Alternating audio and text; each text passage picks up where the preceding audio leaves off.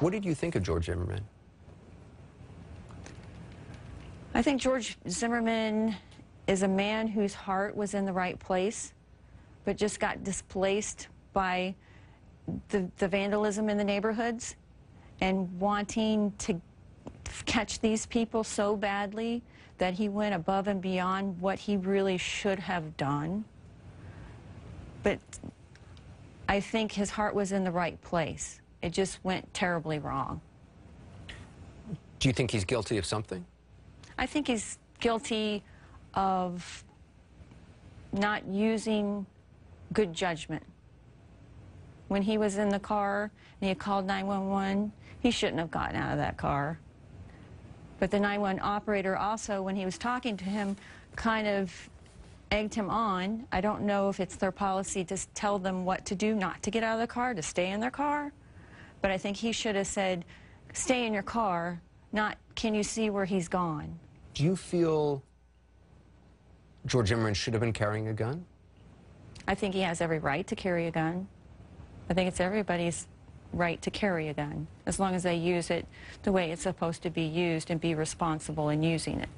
George Zimmerman obviously did not testify, but his testimony essentially was brought into the trial through those videotapes, a number of videotapes, so that he walked police through a reenactment of what he said happened. How important were those videotapes to you? I don't really know, because, I mean, watching the tapes, there's always something in the back saying, is it right? Is it consistent?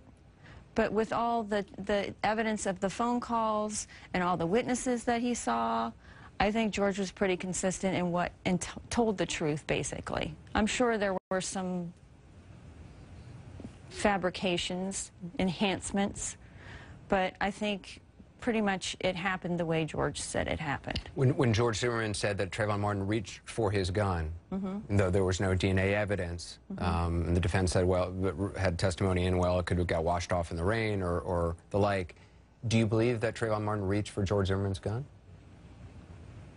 I think he might have. I think George probably thought that he did, because George was the one who knew that George was carrying a gun, and he was aware of that. You can't say for sure whether or not Trayvon Martin knew that George Zimmerman was carrying a gun? No. So you can't say for sure whether or not Trayvon Martin reached for that gun? Right. But that doesn't make it right. I mean, it doesn't make, there's not a right or a wrong. Even if he did reach for the gun, it doesn't make any difference. How so? Well, because George had a right to protect himself at that point. So you believe that George Zimmerman really felt his life was in danger? I do. I really do. Do you think Trayvon Martin threw the first punch? I think he did. What makes you think that? Because of the evidence of on the tee, or on the sidewalk, where George says he was punched. There was evidence of his flashlight and keys there, and then a little bit farther down there was a flashlight that he was carrying. And I think that's where Trayvon hit him. So you think, based on the testimony you heard, you believe that Trayvon Martin was the aggressor? I think the roles changed. I think George got in a little bit too deep, which he shouldn't have been there. But Trayvon decided that he wasn't going to let him scare him and get the one over up on him or something. And I think Trayvon got mad and attacked him. Do you feel like you know for sure what happened in the altercation? And did the other jurors feel for sure that they knew what happened? Nobody knew exactly what happened. I mean, it started at one point and ended at another point. Witnesses said they heard left to right movement. Other witnesses said they heard right to left movement. But the credible witnesses said they heard left to right movement. So whatever happened, I think the punch came, and then they ended up in the back of the house. I don't think anybody knows. When the defense, in their closing argument, played that animation of what they believe happened, did you find that credible? I found it credible. I did. What did you think of the testimony of Trayvon Martin's mother and father? Did you find them credible? I think they said anything a mother and father would say, just like George Zimmerman's mom and father. I think they're your kids.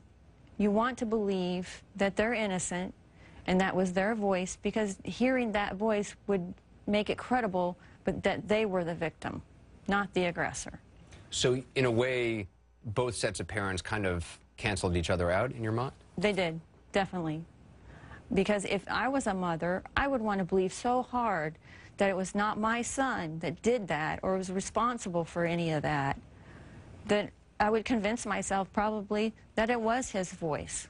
How critical, though, was it for you in your mind to have an idea of whose voice it was yelling for help? I mean, how important was that yell for help? I think it was pretty important, because it was a long cry and scream for help that whoever was calling for help was in fear of their life. The prosecution didn't use the word racial profiling during the case. Mm-hmm. They used the word profiling. Mm-hmm. And that was something that was worked out between the judge and the lawyers when the jury wasn't in the room. Right. Do you feel that George Zimmerman racially profiled Trayvon Martin? Do you think race played a role in his decision, his view of Trayvon Martin as suspicious? I don't think he did. I think just circumstances caused George to think that he might be a robber or trying to do something bad in the neighborhood because of all that had gone on previously. There were unbelievable a number of robberies in the neighborhood. So you don't believe race played a role in this case? I don't think it did. I think if there was another person, Spanish, white, Asian, if they came in the same situation they where Trayvon was, I think George would have reacted the exact same way.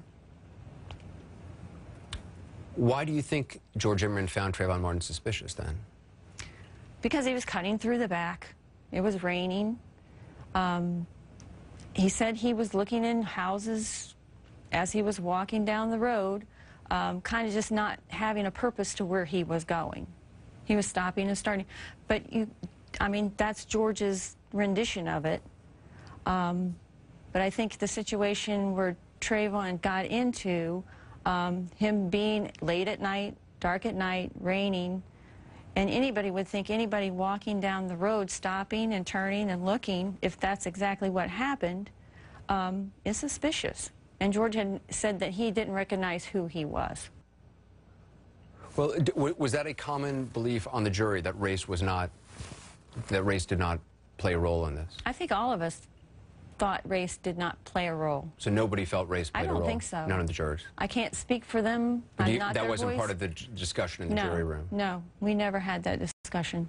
It didn't come up, the question of, did George Zimmerman profile Trayvon Martin because he was African American? No, I think he just profiled him because he was the neighborhood watch, and he profiled anybody that came in acting strange. I think it was just circumstances happened that he saw Trayvon at the exact time that he thought he was suspicious. The prosecution tried to paint George Zimmerman as a wannabe cop, overeager. Did you buy that? I think he's overeager to help people. Like the lady who got broken in and robbed while her baby and her were upstairs. He came over and he offered her a lock for her sliding glass door. He offered her his phone number, his wife's phone number. He told her that she could come over if she felt stressed or she needed anybody. Come over to their house, sit down, have dinner. Not anybody. I mean, you have to have a heart to do that and care to help people. So you didn't find it creepy, that you didn't find it a negative, that you didn't buy the prosecution when they kind of said he was a wannabe cop? No, I didn't at all. Is George Zimmerman somebody you would like to have on a neighborhood watch in your community? If he didn't go too far. I mean, you can always go too far. He just didn't stop at the limitations that he should have stopped at. So, is that a yes, or that if he didn't go too far, is he somebody prone, you think, to going too far?